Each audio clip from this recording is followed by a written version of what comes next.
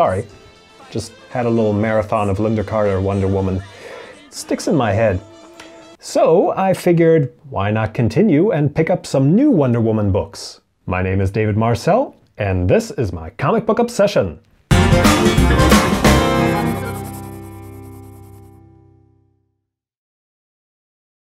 And today we're looking at Wonder Woman, Earth 1. DC Comics has been doing some Earth 1 comics for a while, and Earth 1, in case you're wondering, is a new DC universe, which is not bound by the rules of the rest of the DC multiverse because it exists outside of this, at least for now. Before this book came out, DC Comics already did 2 Batman Earth 1 books, 3 Superman Earth 1 books, a Teens Titans Earth 1 book, or was that 2?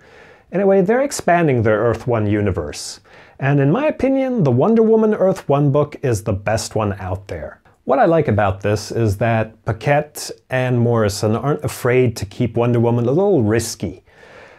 Sometimes she's got this squeaky clean image, and this does not keep with this. I mean, there's definitely some kinky stuff in here, and it does keep true to Wonder Woman's bondage origins from the Golden Age. So if that's not your cup of tea, I'd suggest you steer clear of this one. But, you know, it's nothing too explicit. The cover's a pretty good indication of what you're gonna get. The book opens with the Amazons enslaved by Hercules, who is having way too much fun showing the Amazons that he's made their queen his sex slave. Hippothema is, however, just biding her time to strike down her oppressor and free her people. After killing Hercules, the Amazons decide to cut themselves forever off from the vile world of men. And boy, does the queen like to stress the vile part. Flash forward to 3,000 years in the future. Paradise Island is an idyllic, high-tech, well, paradise, where woman and nature coexist side by side. The invisible plane touches down and Diana is placed under arrest. She's taken to court before her mother and the 3 Fates for the crime of consorting with the world of man. Tied with chains and the lasso of truth, overkill much? She begins her testimony as to why she left and how we got to that point in history. We flash back a couple of weeks. Diana is growing restless living in Paradise Island. Understandably, because being stuck somewhere for 3,000 years can't really be that much fun. She's upset because her mother has told her that she was formed out of clay and given life by the gods, and therefore she's way stronger than the other Amazons and can't participate in their games. She instead has to play the role of Hercules the oppressor and must be defeated by the Amazon hero. And so, the first day of the orgy, festival, begins. And I'm not sure what's going on over here, but she's still tied up like that in panels from the next day, so that's some pretty intense loving authority going on right there.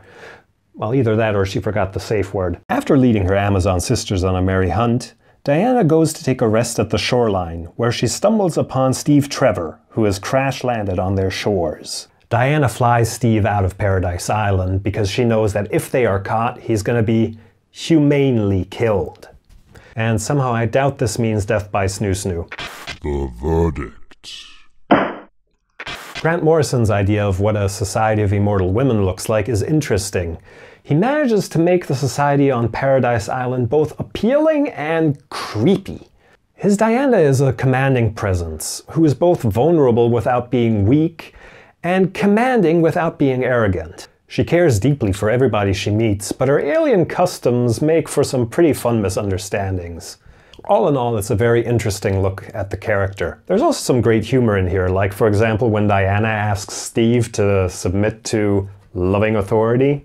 There's also a frat girl who Diana saves who's a little, well, more corporate than the Amazons are used to, who does not take kindly to the Amazons body shaming her the whole time.